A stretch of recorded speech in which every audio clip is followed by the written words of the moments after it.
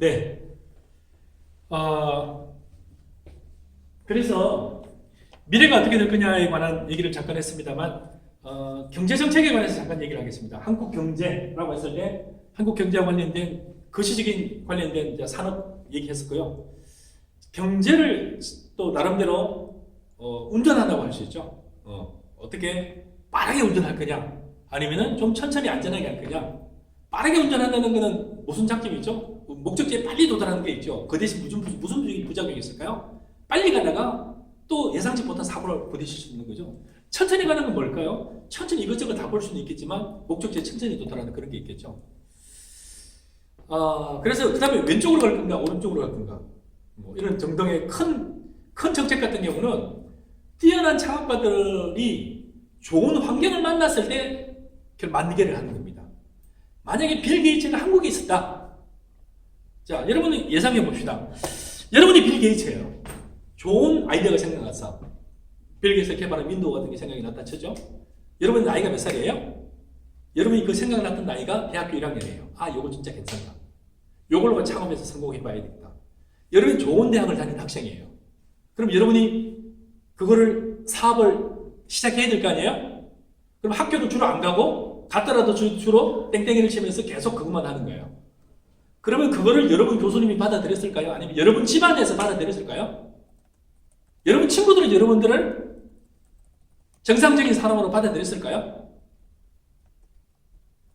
그래서 좋은 아이템이나 좋은 어떤 사업가들은 좋은 환경에서 탄생한다고 저는 생각을 해요. 만약에 빌 게이츠가 한국에서 태어났다. 그리고 똑같은 아이디어가 있었다면은 빌 게이츠가 만든 윈도우는 아마 탄생하지 못하지 않았을까. 아직도 아마 빌 게이츠가 한국에서 태어났으면 여러분들은 도스, MS 도스 등등 하느라고 그냥 도스 어쩌고저쩌고 하고 하느라고 정신이 없었을 것 같아요. 한 나라의 경제 정책을 좌지우지하는 거는 여러 가지 요인들이 있습니다만 국가적으로 봤을 때 국가가 가장 큰 또는 경제 정책을 운영하는 사람이 가장 큰 관심을 가지는 것은 몇 가지가 있는. 첫 번째는 국민 소득이에요. 국민 소득과 성장에 관해서 상당히 많은 관심을 가집니다. 국민 소득과 성장. 기업들도 마찬가지예요. 그 기업 속에 있는 기업의 소득과 기업의 성장에 관해서 상당히 많이 관심을 가지지 않겠습니까? 그 다음에는 경제 정책을 나름대로 좌지우지하는 분들이나 영향을 주는 분들은 물가에 관해서 굉장히 관심이 많아요. 인플레이션. 왜냐하면 월급은 급격하게 올릴 수는 없는데 유사한 동일한 월급을 가지고 어느 정도는 뭔가를 살 수 있는가, 구매력 같은 거. 그러니까 결국에는 그런 부분은 기업이 성장하지 못하면 고용을 유지할 수는 없겠죠. 그래서 고용이라든지 실업률에 대해서 굉장히 관심이 많고요. 그래서 적정하게 유지가 되게 하려면은 돈을 찍어내는 정책 당국이나 돈을 운영하는 데서는 통화량과 통화 정책을 어떻게 가져갈 것이냐 하는 게 굉장히 중요합니다. 실제로는 원래는 경제 학파 중에 크게 두 가지 학파가 있습니다. 두 가지 학파가. 고전 경제 학파가 있고요. 케인지안 경제 학파가 있는데, 고전 경제 학파는 국가는 가능하면은 간섭하지 말자. 어디에 주로 큰 포커싱을 두냐면은 아담 스미스의 경제 정책, 아담 스미스의 시장, 핵심이 뭐냐면 시장이거든요. 시장의 핵심이 뭐냐면은 보이지 않는 손입니다. invisible hands라고 해요. 보이지 않는 손에 의해서 작동해서 수요와 공급이 조절이 되고 똑같은 개념으로 통화량도 본 거죠. 돈에 관해서도 필요한 사람과 필요하지 않은 사람, 또 많이 필요한 사람, 또 필요하지 않은 사람, 이게 더 어디서 다 조정이 될 거라고 하면은 적절하게 움직이는 시장 메커니즘에서 돌아가기 때문에 정부라는 기관은, 국가는 가능하면 간섭을 거의 하지 않는 게 가장 잘 돌아간다 라고 하는 게 고전 경제학파입니다. 근데 1929년 대공황을 맞이하고 보니까 다 시장도 파괴되고 금융기관도 파산하고 엉망이에요. 그리고 뭐가 늘어난 거죠? 실업률이 엉망이 되고 길바닥에 앉아서 하루 나왔다가 빵을 못 사는 사람이 수두룩하고 일자리를 못 하는 사람이 수두룩하고 이러고 보니까 이거 아니네. 뭔가 조금 고전 경제학파보다는 뭔가 정부가 손을 대야 되겠다라고 라고 했던 게 뭐냐면은 결국은 그래서 나온 게 뉴딜 정책이에요. 정부가 오히려 대규모의 공사를 만들기도 하고 정부 자체가 하나의 수요자이자 공급자의 역할로 돌아온 거예요. 그러니까 정부는 뒤에서 방관만 하고 일정한 통화량 1%라든 2% 조금만 늘려주거나 왜냐면은 정도라는 게 있어요. 대한민국 돈이 만약에 5천조예요. 5천조를 가만히 놔두면은 5천조가 그대로 유지되는 게 아니라 돈이 없어져요. 어디로 없어질까요? 돈이 있었는데 우리 아버지가 돌아가시면서 나한테 얘기를 안 했어. 그리고 사장이 돼 있어.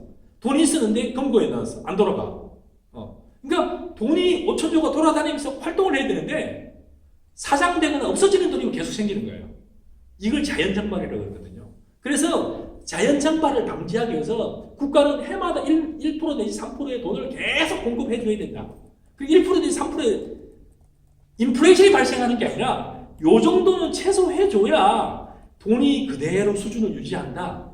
이거였는데 결국은 유동성 환불이라고 해가지고 돈이 안 움직이기 시작하니까 돈은 있는데 안 움직이고 시장이 안 돌아가는 거예요. 그래서 유동성 환불을 방지하기 위해서는 정부가 일정한 역할도 하고 일정한 정책도 쓰고 이래야 되지 않겠느냐라고 했을 거예요. 그래서 1929년 대공황이 생기고 나서 나온 정책이 뭐냐면은 재정정책이라는 재정정책. 정부가 돈을 공급도 하고 공사도 직접 만들기도 하고 사람을 쓰기도 하고 이게 이제 재정정책이라고 하는데요. 재정정책의 대표적인 학자는 케인즈예요. 그래서 재정정책을 주장하는 학자가 그래서 학자는 크게 두 가지인데요. 고전학파가 있고요. 케인지안 학파가 있고요. 그래서 정부는 가만히 있는 게 아니라 가장 적극적인 롤을 해야 된다라고 주장하는 게 케인지안들이에요. 근데 나중에 또 중간에 그래서 수정한 케인지안, 수정 클래시칼도 있고 그래서 그 중간에 있어요. 적절하게 재정정책과 통화정책을 병행해야 된다라고 한 게 수정된 케인지안이에요. 그래서 경제 정책 크게 보면 양학파가 있다. 클래시칼 학파가 고전 학파가 있고 하나는 그 케인지안 학파가 있다. 케인지안 학파의 핵심이 뭐냐면 재정정책이고 고전 학파의 핵심이 뭐냐면은 통화량만 적절하게 조절하면 된다. 통화주의자라고 그래요. 고전 학파는 통화주의자라고 그러고 통화학파라고 그러고 클래시컬 이코노미스라고 그래요. 그래서 정부의 재정정책과 관련된 부분들. 그래서 우리나라도 보면은 이거는 시공인에 관련 부분은 기본적인 배경에 깔고 있는 거고요. 그래서 결국에는 정부가 개입하는 게 뭐냐면은 돈이 너무 안 들어가. 그럼 어떻게 할까? 돈이 안 들어가면은 정부가 세금을 많이 걷어가지고 돈을 뿌려줄 건지 아니면 세금을 낮출 건지 여러분 어떤 정책을 쓰는 게 좋을까요? 부동산이 막 올라가. 그럼 양도세를 많이 올릴까? 양도세를 낮출까? 거래세를 많이 올릴까? 보유세를 많이 올릴까? 등등과 관련된 정책들이 있잖아요. 그래서 세금과 관련 텍스 관련된 정책들도 결국에는 거시경제에 한국 경제를 하는 경제정책의 주요하는 항목 중에 하나고요. 그 다음에 이제 국제수지예요. 우리가 IMF도 겪고 등등 하면서 봤지만 경제라는 것은 한국 내에 특정한 박스 내에서만 되는 것이 아니라 여러 가지 정책들이 자주주의에 대해서 특별히 요즘에는 국제수지도 굉장히 중요해요. 어느 날 같은 경우도 지난주에 환율이 급등을 했어요. 한 2, 3일 사이에 급등을 해가지고 1200원 초에 1210원, 20원 갑자기 1270원, 80원 하면서 환율이 오르시고 막 급등을 하면서 갑자기 주식시장을 막 폭락을 하기도 하고 150포인트. 그 다음 날은 또 나름대로 환율이 또 떨어지니까 환율이 떨어지고 또 미국과 통화 수합 같은 경우 하니까 한국에 있는 달러가 모자라진 않겠구나 라고 안정감을 가지면서 다시 하루에 또 100포인트 가까이 올라가기도 하고 오늘날은 이유는 모르겠습니다. 다시 또 나름대로 떨어지기도 하고 그래서 여러 가지 이제 봐야 될 부분 중에 하나가 국제 수지 같은 경우도 경제 정책을 유지하는 사람 입장에서는 살펴봐야 된다. 그리고 기업을 하는 사람 입장에서는 뭐예요? 마찬가지죠. 이런 사항들을 면밀히 살펴보면서 기업 경영을 해야 된다.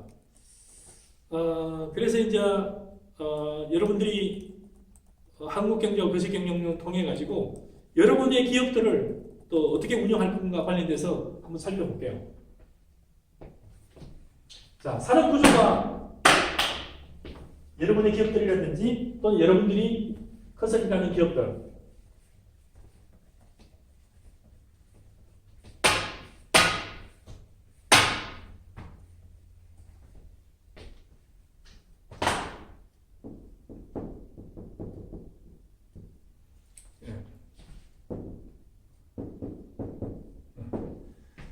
야, 4차 산업혁명이 가져올 직접적인, 기업에 가져오는 직접적인 효과가 뭐가 있을까요? 우선은 제조업이든 서비스업, 제조업이든 서비스업이든 4차 산업혁명이란, 4차 산업혁명은 뭐예요? AI, 인공지능, 빅데이터.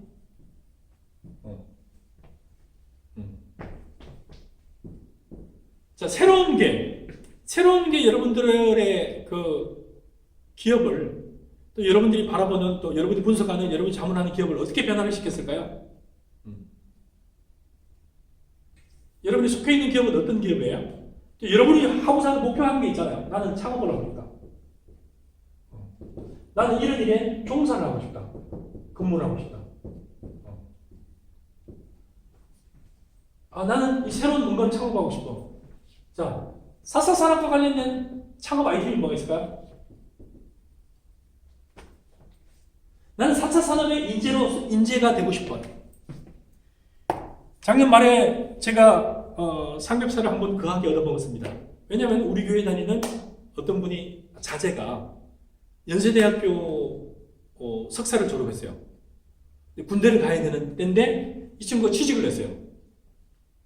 근데 취직을 했는데 하자마자 어마어마한 연봉을 받고, 연봉 플러스 스탁 옵션을 받고, 플러스 군 면제를 받았어요.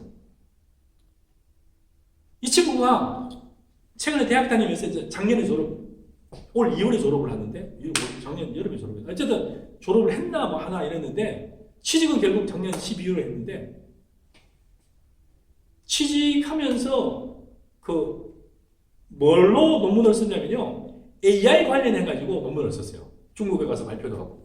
근데 한국에 있는 최근에 이제 기업들 있잖아요. 삼성, LG, 카카오, 네이버 같은 데서 인재를 뽑는 거예요. 그래서 이 친구가 네이버에 지원해서 합격을 했는데, 네이버에서는 얘가 다른 데 갈까봐 월급을 엄청나게 주고, 스탁 옵션도 주고, 그리고 3년인가 이 회사 근무하면 군대도 면제예요. 나이 불과 몇 살이에요? 26 넘는 애가 거의 다 합치면 억대 연봉이 있는 거예요. 얘는 뭐기 때문에 그래요? AI 인재인 거예요. 최근에 서울대학교에서 교수를 뽑으려고 공고를 냈다가, 서울대뿐만 아니라 다른 대학 몇 개, 고대도 마찬가지, 연대도 마찬가지, 교수를 냈다가 거의 한 명도 못 뽑았어요. AI 전문가를 뽑겠다고 그랬는데, 결국 외국에서 공부를 한, 외국에서 경험이 있는 AI 인재를 뽑으려고 했는데, 외국의 그런 인재가 보통 연봉이 10억에서 15억이에요. 서울대 교수 연봉이 얼마예요? 공고를 냈는데 한 명도 안 왔어요. 서울대학교 교수를 뽑는데 한 명도 안 한다니까요.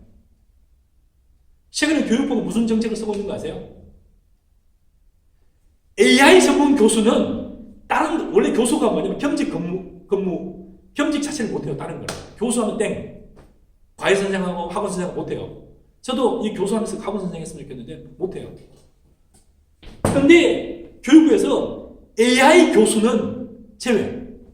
라고 지금 법 자체를 변경을. 왜냐면 한 명도 이러다가는 AI 전문가가 대학에 한 명도 없으면 어떻게 인재를 양성하며 미래 AI 산업은 어떻게 이끌어갈 거냐. 지금 골치가 아파요. 이 왜 그러는 거죠? AI가 산업 전반에, 인터넷이 처음에 왔는데 현상이 되었잖아요. AI가 왔는데 불과 AI가 지배를 해버리는 거죠. 로켓 배송이 빨리빨리 되는 이유는 뭐예요? 되자마자 바로 되는 거잖아요. 아마존 이베이에서 주문했는데 바로 그 다음날 2, 3일 있다 오는 건 뭐예요? 이 중간에 다 AI가 다 자동으로 하는 거예요. 그래서 실제로 현실은 AI 자체의 산업은 리얼리티가 됐는데, 실제로 여러분이 운영하는 회사라든지 여러분이 자문하는 회사라든지 여러분 자신이 한참 뒤쳐져 있으면 어떻게 되는 거죠? 학위를 가지고도 여러분은 거의 학위는 그냥 학위라는 것 그야말로 돌멩이만 잔뜩 들고 있고 딱 문자로 찍은 것밖에 없고 내용은 아무것도 없는 인재가 되는 거죠. 그래서 경영진도 마찬가지예요. 경영을 하시는 분이면 AI 자체의 산업을 이해하고 우리 회사는 어디로 갈 거냐, 현재 어디로 있고 어디로 갈 거냐, 나는 어디에서 있고 어디로 갈 거냐를 명확히 하지 않으면은 굉장히 여러분이 굉장히 헤맬 수가 있어요. 방황을 할 수가 있어요. 그래서 AI 산업과 우리 회사, AI 산업과 나에 관해서 조금 더 얘기를 해보도록 하겠습니다.